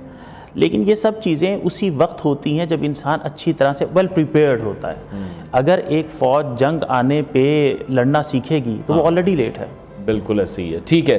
तो दूसरी तरफ जैसे कि आपने अभी जिक्र भी किया और अभी सोशल मीडिया पर भी कुछ दिन पहले मैं जैसे हमारे पास रील्स आ रही होती हैं या कुछ पोस्ट आ रही होती है वो देख रहा था कि चाइना में ऑलरेडी इस पर कॉलेजेस यूनिवर्सिटी में प्रॉपर कोर्सेज हो रहे हैं, प्रॉपर उन्हें प्रैक्टिकली ये तमाम तर चीज़ें सिखाई जाती हैं कि उन्हें अपनी आफ्टर मैरिज जो लाइफ है वो किस तरह से गुजारनी है। इसका आपको लगता है कि यहाँ पर अभी काफ़ी फुकदान है? अच्छा देखिए, जब हम उरूज पे थे ना, यानी मुसलमान जब उरूज पे थे, तो शादी पे जाने से पहले, इस इदारे में उतरने से पहले उनको इन तमाम मराहिल से गुजारा जाता था। नफ्सियाती, जहनी, जज्बाती, जिनसी, माशरती, रूहानी, तो इंटेलेक्चुअल पार्टनरशिप होती है ना, असल जो चीज़ होती है। आज भी मुस्लिम दुनिया के अंदर जब हमने ये काम शुरू किया और हम इस पे काम कर रहे थे, तो इंडोनेशिया और तुर्की के अंदर 6-6 माह के कोर्सेज़ होते हैं। उसके बाद फिर वो शादी के इस इदारे की तरफ जाते हैं, क्योंकि ये बुनियादी ईंट है सोसाइटी की। देखें, बुनियादी तौर पे ना ये जो हम सोसाइटी में अदम तवाज़ुन देखते हैं, इम्बैलेंस देखते हैं, ये इस वजह से है कि हमें घरेलू घर की ज़िंदगी नहीं जीनी आई। तो घर घर में आग लगी हुई है, मिसअंडरस्टैंडिंग्स हैं, उन्हें क्लियर करना नहीं आता, डिफरेंसेस को मैनेज करना नहीं आता। तो वही अदम तवाज़ुन जो घर की ज़िंदगी हमें जीनी नहीं आती है, वही फैल के सारी सोसाइटी में हमें हर फील्ड में नज़र आता है। हम इम्बैलेंस पर्सनैलिटीज़ को ग्रो करते हैं और नर्चर करते हैं नेगेटिवली, और उसके बाद वही इम्बैलेंस जो है पूरी की पूरी सोसाइटी में फैल जाता है। ठीक है। अच्छा समझ साहब, जिस तरह से फाइनेंशियल स्टेटस की अगर मैं बात करूं, फाइनेंशियली अगर कुछ स्टेबल है तो सम टाइम ये होता है कि वो ज़्यादा मसरूफ़ रहता है, फैमिली को वक्त नहीं दे पाता, तब भी इख्तलाफात हो जाते हैं। और फाइनेंशियली अगर कोई बेहतर नहीं है तब भी घर में ऑब्वियसली मसाइल तो फिर बनते हैं जब आपके पास एक मतूबा रकम मौजूद नहीं होती किसी भी इशू को फेस करने के लिए। इन दोनों सिचुएशंस को किस तरह से टैकल किया? अच्छा, 2 चीज़ें हैं। एक तो है कि आपकी अच्छी ज़िंदगी गुजर रही है, आपकी ज़रूरियात मैनेज हो रही हैं, आप तो उस सूरत में घर का टाइम बनता है। घर और किस चीज़ के लिए होता है? पूरी दुनिया के अंदर अब घर की अहमियत दोबारा से, फैमिली की अहमियत दोबारा से रिवाइज हो रही है, क्योंकि मगरिब लॉजिकली ये समझ चुका है कि जब तक किसी का घर अच्छा नहीं है तो वो बाहर भी अच्छी प्रोडक्टिविटी नहीं दे सकता। लिहाजा वो दोबारा से फैमिली लाइफ को फोकस कर रहे हैं। इस पर उनका लिटरेचर लिखा जा रहा है और बेस्ट सेलर लिटरेचर प्रोड्यूस हो रहा है। दूसरी चीज़ ये है कि अगर किसी के साथ हालात ख़राब हैं घर के, तो जाहिर है कि उसको एफर्ट करनी पड़ेगी। यहाँ पे ये जो रिश्ता होता है ना, ये बहुत सारी इस तरह नहीं चला करता कि कोई फार्मूलाज के साथ नहीं चला करता। इसके अंदर कंप्रोमाइज़ कहीं पे होते हैं, कहीं पे आप डाउन, इस तरह की चीज़ें आती हैं। तो यहाँ पे घर वालों को भी समझना है कि, और मिल के भी अगर कहीं पे एफर्ट हो सकती है तो उस जो क्रंच आ गया उससे निकलने की कोशिश करनी है। ठीक है। अच्छा, जब इख्तलाफात बढ़ जाएं, ताल्लुकात पर भी मनफी असर पड़ रहा हो, तो उस वक्त आप क्या समझते हैं, क्या बेहतरीन हल है? जैसे फिर फैमिलीज़ को इन्वॉल्व कर लिया जाता है या दोस्तों को इन्वॉल्व कर लिया जाता है सलाह मशवरे के लिए, या फिर वो एक जैसे कहते हैं कि एक पंचायत सी लग जाती है? अच्छा, पहली चीज़ तो ये है कि दोनों मियाँ बीवी के आपस की बातें जो हैं वो बाहर ना जाएं, कमरे से ना जाएं। बिल्कुल ठीक। अगर चली गई हैं तो फिर ऐसे पॉजिटिव, कंस्ट्रक्टिव और अहलुर राय जो वाकई समझ भी सकें पॉजिटिवली बात को, उनको इंगेज किया जा सकता है, जो हमारी सोसाइटी में कम हैं। इसके अलावा प्रोफेशनल कोचिंग ली जा सकती है। अगर दोनों के लिए ये प्रायोरिटी है कि उन्हें अपना घर बचाना है, तो फिर वो प्रोफेशनल कोचिंग ले सकते हैं, क्योंकि जो कोचेस होते हैं वो किसी के रिश्तेदार तो होते नहीं हैं। बिल्कुल ऐसी तो पाकिस्तान न्यूट्रल है ऑब्वियसली। यस, ये पाकिस्तान में नया ट्रेंड है, लेकिन पूरी दुनिया के अंदर तो ये बड़ा कॉमन है। ठीक है, यहाँ पर हम देखते हैं कि ज़रा लेट हमें चीज़ें इस तरह की मिलती हैं। अच्छा, दूसरी तरफ सबसे बड़ी जो प्रॉब्लम है लड़कियों के लिए वो है कि उन्हें सुघड़ बहू किस तरह से बनना है। वो ऐसे कौन से तरीक़ेकार हैं, जब हम बात करते हैं फैमिली सिस्टम की कि तमाम फैमिलीज इकट्ठी रह रही हैं, जॉइंट फैमिलीज़ हैं, वहाँ पर उन्हें अपने आप को मनवाना है, अपने आप को प्रूव करना है। सुगड़ बहू देखिए, पहली चीज़ तो ये है कि आइडियल घराना ये है कि इधर से लड़की घर छोड़ रही है, उधर से लड़का घर छोड़े, एक नया घर बने। ये है आइडियल चीज़, आइडियल जो इस्लाम अपने भी फैशन के मुताबिक, यस अपने फैशन के मुताबिक अपनी ज़िंदगी को चलाएंगे, एक नया यूनिट बनेगा। अगर ऐसा नहीं है तो कम से कम पोर्शन अलहदा हो, और अगर वो भी नहीं है तो आर्जी तौर के ऊपर फिर कम से कम उस कमरे के अंदर उनको आज़ादी हासिल हो, और उनकी जो एक्टिविटीज़ हैं, ये बड़ों को समझना चाहिए पहले कि वो एक जोड़े को आज़ाद ज़िंदगी, जो कुछ इज्तिमाई असूल हो सकते हैं घर के जो फ़ायदेमंदी के लिए हों, उनको सभी को फॉलो करना चाहिए, लेकिन उनकी जो पर्सनल लाइफ है उसके लिए उनको आज़ादी देनी चाहिए। अच्छा, जो लड़की अगर आती है घर में तो उसको फिर ज़रा कुछ अरसे तो देखना चाहिए कि उस घर का फैशन क्या है, कल्चर क्या है, मिजाज क्या है। जाहिर है कि वो आ रही है, एक नए घर में आ रही है, उसके अपने मिजाज है, रिवायतें हैं, तो वो जब अच्छी तरीके से इनपुट लेगी तो अच्छा आउटपुट भी दे सकेगी। इसी तरह से अगर शादी से पहले कुछ बातचीत हो जाए, मुलाकात हो जाए बड़ों की मौजूदगी के अंदर, इन हवालों से कुछ चीज़ें शेयर कर ली जाएं, तो वो भी बहुत अच्छी स्ट्रेटेजी हो सकती है। ठीक है, तो अगर आपके पास अगला सवाल नहीं हो तो मैं इस पर एक वाक़या सुना देता हूं। जी ज़रूर, सवाल तो हैं पर वाक़या भी सुन लेते हैं। मेरा एक सेशन हुआ, उसके बाद फिर एक बुज़ुर्ग थे, बारिश थे और बड़े रोबदार थे, उन्होंने कहा जी मैं भी बात करना चाहता हूँ, और मैंने कहा मेरी क्लास होने लगी है।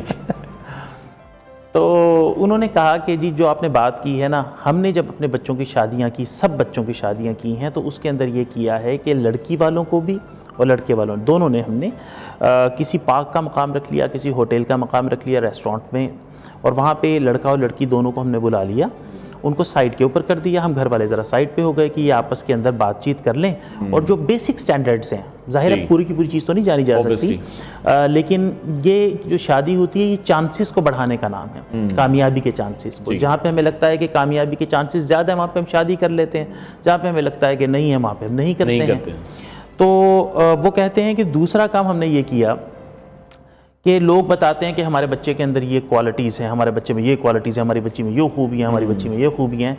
हमने इसके उलट किया, हमने कहा कि हमारे बच्चे में ये वाले एरियाज़ ऑफ इम्प्रूवमेंट हैं, ये हैं रूम्स जिनको बेहतर बनाना है, इसके अंदर थोड़ा सा मिजाज का लेज़ी है, सख्ती कह लें या सुस्ती कह लें, ये लड़की जो है ये हमारी ये ज़्यादा देर से उठती है वगैरह वगैरह, इस तरह की चीज़ें उन्होंने बताई। तो वो कहती हैं कि ये जो प्रैक्टिस थी इससे हमें बड़े अच्छे रिजल्ट्स मिले, तो मुझे बड़ा अच्छा लगा। मैंने कहा चले मुझे भी हौसला अफजाई हो गई। बिल्कुल ठीक है। अच्छा, तो दूसरी तरफ जिस तरह से सुगड़ बहू की हमने बात की है, तो दामादों के लिए भी बड़ा ज़रूरी है, उन्हें भी समझदार दामाद बनना है, वो किस तरह से बन सकते हैं? हाँ जी, अच्छा, इसमें एक तो घर के अंदर की चीज़ है, हम ये सजेस्ट करते हैं हमेशा कि 2 बैग्स ले लेने चाहिए मर्द को ना, जब वो स्पेशली जॉइंट फैमिली में रहता हो, और शादी से पहले ले लेने चाहिए। वो 2 बैग कौन से हैं? वो नफ्सियाती तौर पे हैं 2 बैग्स, जिनको आपने ख़रीद के अपने पास रख लेना। जब घर के अंदर आए हैं तो गालिब जैसे माँ ने कहना शुरू कर दिया है, बहन आज तुम्हें मैं बताती हूँ तुम्हारी बीवी ने क्या किया है, ये किया है, वो किया है, तुम वो अभी अंदर आया है, उसका दिमाग ख़राब हुआ है, पता नहीं 100 लोगों से मुमारी करके आ रहा है, तो वहाँ पर चुप हो जाए और एक बैग के अंदर वो सारी बातें रख ले, रिएक्शन नहीं देगा। मिसिस के पास जाएगा, हो सकता है वो बात ना करें, हो सकता है वो बाद में बात करें, तो उनकी भी बात को लेके बैग के अंदर दूसरे बैग में रख लें। अब वो दोनों के पास जब दोनों बैग आ गए तो अब उसके पास ज़्यादा अच्छा मौका आ गया कि वो एनालाइज कर सके कि कहाँ पे कौन गलत है। अगर वो ये नहीं करेगा तो वो लड़का सैंडविच हो जाएगा और फिर उसको दोबारा से संभलना बड़ा मुश्किल होता है। ठीक है, तो एक तो ये घर के अंदर की चीज़, दोनों बैग्स को मिक्स भी ना करें। ओह यस, ठीक है। दूसरी चीज़ ये है कि जो इन लॉज के ताल्लुकात हैं उनके अंदर एक इम्पॉर्टेंट बात यह है जिसकी वजह से है बहुत सारे इश्यूज़ हमारे यहाँ पे क्रिएट होते हैं कि तुम मेरे माँ बाप को अपना माँ बाप समझो, तुम मेरे बहन भाइयों को अपने बहन भाइयों की तरह समझो। इसी तरह से लड़की भी कहती है कि मेरे माँ बाप हैं तो वो उनको बिल्कुल, भाई ऐसा नहीं हो सकता। वो जो जिसके सुलभी वालिदैन हैं ना, वो उसी के वालिदैन हैं। आप चाह के भी उनके लिए वो जज्बात पैदा नहीं कर सकते जो किसी की औलाद के लिए बिल्कुल होते हैं। हाँ, ये हो सकता है कि हुस्न सलूक के नतीजे में, हुस्न मुआमला के नतीजे के अंदर वक्त गुजरने के साथ साथ जज्बात बढ़ते चले जाएं, ताल्लुक बढ़ता चला जाए, लेकिन इसकी वजह से शुरुआत में इस तरह की एक्सपेक्टेशंस नहीं रखनी चाहिए। ठीक है, बहुत शुक्रिया। Life mentoring coach Syed Samar Ahmad हमारे साथ इन कॉन्वर्सेशन थे। नाज़रीन, ब्रेक लेते हैं, ब्रेक के बाद आपको दोबारा ज्वाइन करें। Welcome back to new Pakistan. Pakistani खेल की तारीख में एक और सुनहरी बाब रकम हुआ है, क्योंकि पाकिस्तान के मायानाज क्यूइस्ट मोहम्मद आसिफ ने तीसरी मरतबा IBSF वर्ल्ड स्नूकर चैंपियनशिप का टाइटल जीत लिया है। दोहा में होने वाली इस आलमी चैंपियनशिप में मोहम्मद आसिफ ने अपने ज़बरदस्त खेल के जरिए दुनिया को एक बार फिर से अपनी सलाहियतें दिखाई हैं। 42 साल मोहम्मद आसिफ ने बतौर वाइल्ड कार्ड एंट्री के जरिए इस मुकाबले में शिरकत की और क्वालिफाइंग राउंड से ही अपनी महारत और तजर्बे से मुखालिफिन को हैरत में डाल दिया। उनकी शानदार कारकर्दगी ने न सिर्फ मेन राउंड बल्कि नॉकआउट मराहल में भी सबको मुतासर किया, जिससे वो फाइनल तक पहुंचे। फाइनल में उनका मुकाबला ईरान के बेहतरीन क्यूइस्ट अली गारा से हुआ और बेस्ट ऑफ 9 फ्रेम के इस फाइनल में मोहम्मद आसिफ ने शुरू से ही बरतरी कायम रखी।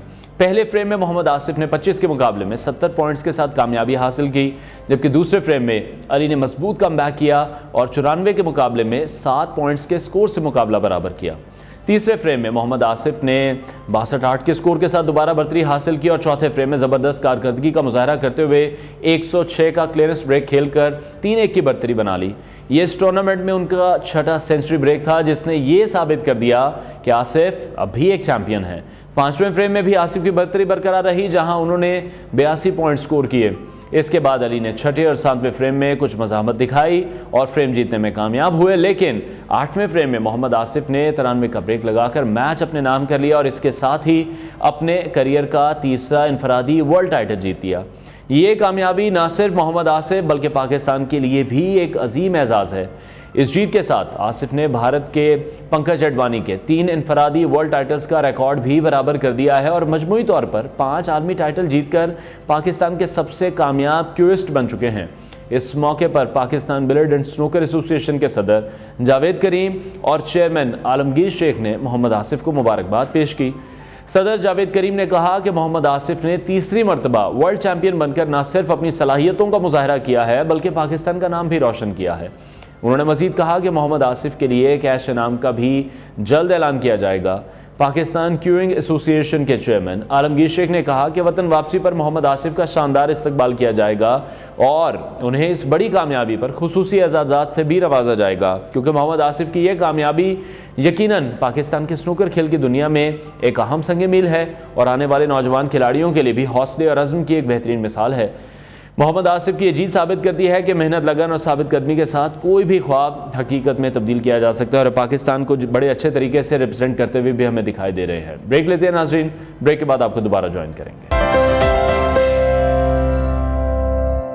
Welcome back to new Pakistan. आज एक बार फिर से लाहौर ने दुनिया के आलूदा तरीन शहरों की फहरिस्त में अपना पहला नंबर बरकरार रखा है। अमरीकी मौसमियाती इदारे की रिपोर्ट के मुताबिक आइंदा चंद दिनों में लाहौर में स्मोक की सूरत हाल मजीद ख़राब होने का खदशा है। हवा का मयार जो पहले ही ख़तरनाक हद तक पहुँच चुका है और 6, 7 और 8 नवंबर को ये 600 से 700 के दरमियान एयर क्वालिटी इंडेक्स रह सकता है। इसका सबसे बड़ा सबब भारत से आने वाली आलूदा हवा है, जो मशरिक से मगरिब की जानिब सफ़र करती हुई लाहौर और उसके करीबी इलाकों को मुतासर कर रही है। फ़ज़ाई आलूदगी के इस तशवीशनाक मसले से निपटने के लिए पंजाब हुकूमत ने कई अहम इक़दाम उठाए हैं। सीनियर वज़ीर मरियम औरंगज़ेब ने शहरियों से खास एहतियात बरतने की अपील करते हुए स्मोक को कम करने के लिए मज़ीद तदाबीर इख्तियार करने का इंदिया दिया है। उनका कहना है कि मौसमियाती माहिरीन के मशवरे से मसनूई बारिश का ऑप्शन भी ज़ेर गौर है ताकि आलूदगी में किसी हद तक कमी लाई जा सके। उन्होंने लोगों को जोर दिया है कि माहौलियाती कवानीन की खिलाफ वर्जी की सूरत में ग्रीन ऐप के जरिए शिकायत दर्ज करें या 1373 पर कॉल करें। लाहौर समेत पंजाब के दीगर 18 अजला में बढ़ती हुई आलूदगी के बायस महकमा तालीम पंजाब ने 7 से 17 नवंबर तक तालीमी इदारे बंद करने का ऐलान कर दिया है। इस दौरान सरकारी और निजी सेकेंडरी और higher secondary schools online classes के जरिए तालीम फराहम करेंगे और इसके अलावा जो ट्यूशन सेंटर्स हैं और अकेडमीज़ हैं वो भी बंद रहेंगी। इससे कबल प्राइमरी तक स्कूल्स पहले ही एक हफ्ते के लिए बंद कर दिए गए थे ताकि बच्चों को आलूदगी से महफूज रखा जा सके। इसी हवाले से मजीद बात करेंगे। नुमाइंदा न्यूज़ मोहसिन अलवी ने हमें ज्वाइन किया है। मोहसिन, बताइएगा शहर की इस वक्त ओवरऑल सूरत हाल आप क्या देख रहे हैं? आज बिल्कुल लाहौर के अंदर स्मोक के हवाले से सूरत हाल इंतहाई ख़राब है। लाहौर जो है आलूदा तरीन शहरों की फहरिस्त में पहले नंबर पर है। इस वक्त अगर हम बात करें लाहौर में आलूदगी के हवाले से तो IQ लेवल जो है 700 से मजमूई तौर पर ऊपर है। शहर जो है दुनिया के आलूदा तरीन शहरों में इस वक्त पहले नंबर पर है। लाहौर गुलबर्ग में IQ लेवल जो है वो EQ लेवल जो है 1075 रिकॉर्ड किया गया है। DHA फेज 8 में एयर क्वालिटी इंडेक्स जो है 1064, डेविस रोड पर 872 एयर क्वालिटी इंडेक्स जो है रिकॉर्ड किया गया है। लाहौर अस्करी टर में EQ लेवल जो है 756 जो है वो रिकॉर्ड किया गया है। जोहर टाउन में 737 और मार रोड पर जो एयर क्वालिटी इंडेक्स वो 803 रिकॉर्ड किया गया है। लाहौर के जो मदफ़ाती इलाके हैं, जो बॉर्डर के एरियाज़ हैं, वहाँ पर एयर क्वालिटी इंडेक्स बहुत ज़्यादा है, 1000 तक पहुँच चुका है, जहाँ पर सबसे ज़्यादा आलूदगी इस वक्त देखी जा रही है। जे रोड के ऊपर मौजूद है गुलबर्ग में, जहाँ पर एयर क्वालिटी इंडेक्स जो है 800 के करीब है। और यही सूरत हाल पूरे लाहौर के अंदर है कि कहीं भी शहरियों का बाहर निकलना जो दुश्वार है और शहरियों को शदीद परेशानी का सामना करना पड़ रहा है। क्योंकि हुकूमत की जानिब से इस हवाले से स्कूलों को बंद करने का ऐलान तो किया गया, लेकिन अमली तौर पर स्कूलों को बंद नहीं किया गया। बॉर्डर के एरियाज जहाँ पर सबसे ज़्यादा एयर क्वालिटी इंडेक्स, सबसे ज़्यादा आलूदगी है, जहाँ पर सबसे ज़्यादा स्मोक के मिसाइल हैं, वहाँ पर तमाम स्कूल निजी जो है वो खोले गए हैं, बच्चों के स्कूल खोले गए हैं प्राइमरी, और इसके ऊपर जो है तमाम स्कूल खुले हैं और हुकूमती जो अहकामात हैं उनके ऊपर अमल दरामद नहीं किया जा रहा। दूसरी जानिब स्मोक की वजह से मुख्तलिफ अमराज जो जन्म ले रहे हैं, जिसमें ठीक है। तो मोहसिन, जिस तरह से आप ये कह रहे हैं कि स्कूल्स के हवाले से जो रेगुलेशन है वो इस वक्त सही तरीके से काम नहीं कर रही है, बहुत से ऐसे स्कूल्स आप बता रहे हैं कि वो इस वक्त खुले हुए हैं, तो क्या किस तरह से इम्प्लीमेंटेशन कराई जा रही है? कौन सी ऐसी टीम्स हैं जो इस चीज़ को मेक श्योर कर रही हैं कि अगर हुकूमत की तरफ से कोई इकदाम उठाया गया है तो उस पर अमल दरामद भी हो? अजी देखें, ये महकमे माहौलियात की जानिब से पहले प्राइमरी तक स्कूलों को बंद करने का नोटिफिकेशन जारी किया गया। स्कूल एजुकेशन भरी हुकूमत की जानिब से जो है तमाम इदारों को जो है वो बड़े जो इदारे उनको भी बंद करने के अहकाम जारी किए गए। और स्मोक के हवाले से सबसे ज़्यादा ख़राब सूरत हाल जो है बॉर्डर के एरियाज़ में है, जिसमें बरकी रोड, बेदियाँ रोड, रायविंड की तरफ चले जाएँ, इन इलाकों के अंदर जहाँ पर खेत भी हैं और ख़ासतौर पर बॉर्डर के एरियाज़ में सूरत हाल बहुत ज़्यादा ख़राब है। लेकिन तमाम स्कूल वहाँ पर बच्चों के स्कूल भी खुले हैं, यानी जिस एरिया के अंदर ज़्यादा स्मोक के ख़तरात हैं, लोग ज़्यादा मुतासर हो रहे हैं, वहाँ पर स्कूल खुले हैं। और हुकूमत की जानिब से जो उनके अहकामात पर उस पर अमल दरामद कराने के हवाले से कोई मैकेनिज्म जो है वो नज़र नहीं आ रहा। अंदरून शहर के अंदर, शहर के जो पोश इलाके हैं, वहाँ पर स्कूलों को बंद किया गया है। इसके अलावा कहीं भी हुकूमती अहकामात के ऊपर अमल दरामद नहीं हो रहा। दूसरी जानिब जो स्मोक है वो मुख्तलिफ बीमारियों का बायस बन रही है, जिसमें नाक, कान, गला, दिल के अमराज तक जन्म ले रहे हैं, इससे सांस के मुख्तलिफ अमराज जन्म ले रहे हैं। और ऐसे मरीजों के पहले ही सांस के मुख्तलिफ अमराज में मुब्तला है, उनके लिए सूरत हाल और भी ज़्यादा ख़तरनाक हो गई है। अगर आप बाइक के ऊपर 10 मिनट भी लाहौर के अंदर निकलते हैं तो आपकी आंखें जो है रेड हो जाती हैं, बहुत ज़्यादा खारिश होती है। ठीक है मोहसिन, बताइएगा, अभी आप लाहौर की एक मेन शाहराह पर मौजूद हैं, ट्रैफिक का जो फ्लो है आपको क्या लग रहा है कि फिर ये जो अभी कहा गया गवर्नमेंट की तरफ से कि स्कूल्स बंद कर दिए गए हैं, उस वजह से आपको लग रहा है कि बर्डन कम हुआ है? नहीं, बर्डन कम नहीं हुआ, रूटीन के अंदर ही ट्रैफिक जो है वो चल रही है। क्योंकि स्कूल के अंदर जो ट्रैफिक है वो तो सुबह स्कूल के औकात में वैन जाती हैं, बच्चों को स्कूल छोड़ के वहाँ पर रुक जाते हैं या अपने घरों को जाके छुट्टी के टाइम पे दोबारा लेने चल जाते हैं।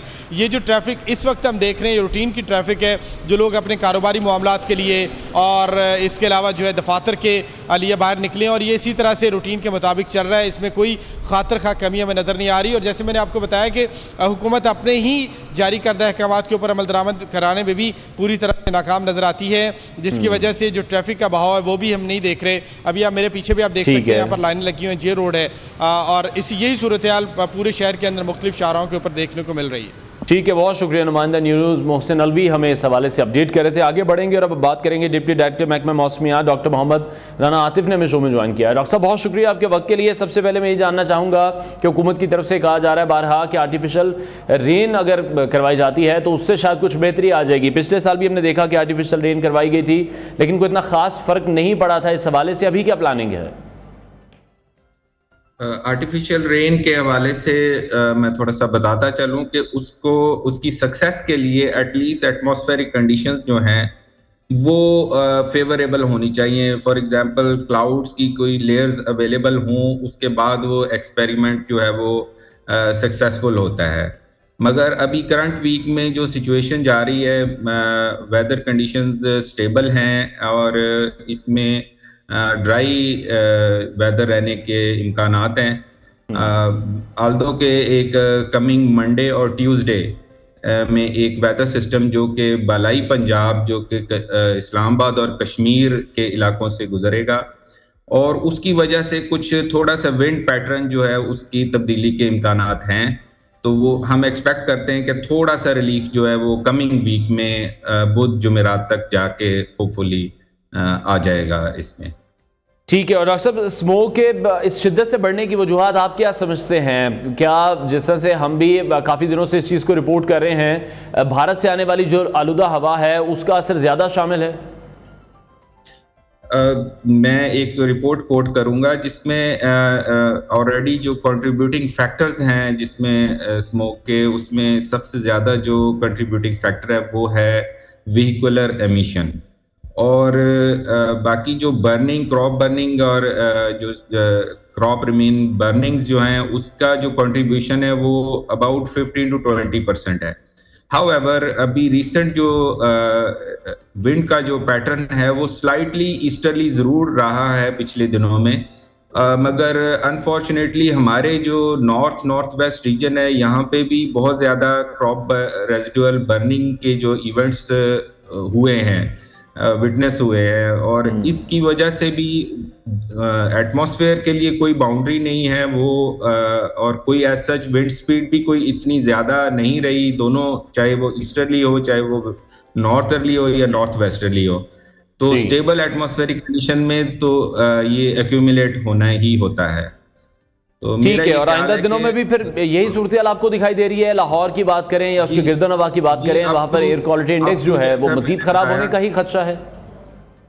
जी, जैसे मैंने बताया आपको कि अप टू मंडे ट्यूसडे तक जो है वो इट सीम्स के मोर और लेस ऐसी ही कंडीशंस रहेंगी, मगर बालाई पंजाब और कश्मीर से जब ये वेदर सिस्टम कमिंग वीक में पास करेगा तो इसके साथ एसोसिएटेड एक फ्रेश एयर जो है वो नॉर्थ वेस्ट सेट इन होने का इम्कान है, जिसकी वजह से थोड़ा सा जो रिलीफ है वो ज़रूर मिलेगा कमिंग वीक में।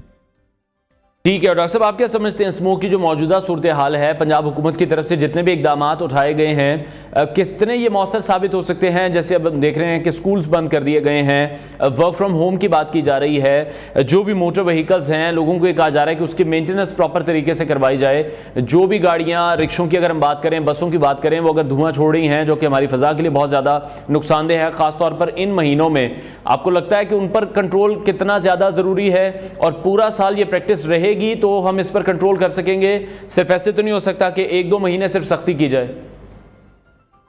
ये 1-2 महीने की जो सख्ती की बात करते हैं उसकी नेचुरल वजह ये है कि हमारे यहाँ पे जो विंड पैटर्न और एटमॉस्फेरिक कंडीशंस हैं वो अक्टूबर नवंबर में क्वाइट स्टेबल होती हैं, जिसकी वजह से एक प्रोलॉन्ग ड्राई सीजन जो है वो प्रिवेल करता है, और ये जो इसकी जो पोल्यूशन की एक्यूमुलेशन है एटमॉस्फेयर में वो बढ़ जाती है।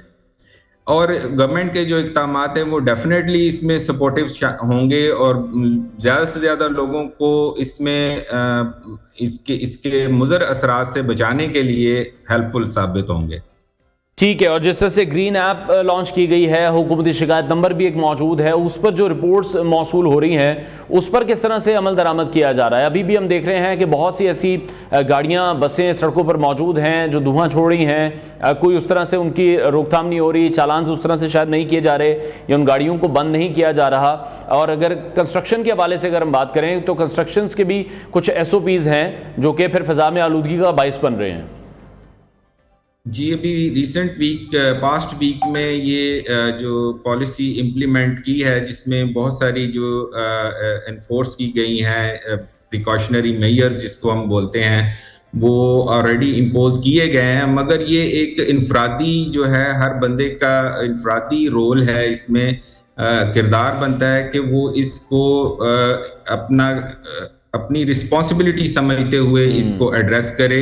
और इसमें गवर्नमेंट जो है डेफिनेटली लिमिटेड रिसोर्सेज के साथ अपनी फुल वो कर रही होती है उसको इम्प्लीमेंट करने के लिए, मगर मेरा ख्याल है कि अवेयरनेस कैंपेन्स जो हैं वो भी लॉन्च करनी चाहिए ताकि लोगों को हर इनफरादी तौर पे जो है उसको एड्रेस करे, इस इशू को अपना इशू समझ के इसको एड्रेस करे।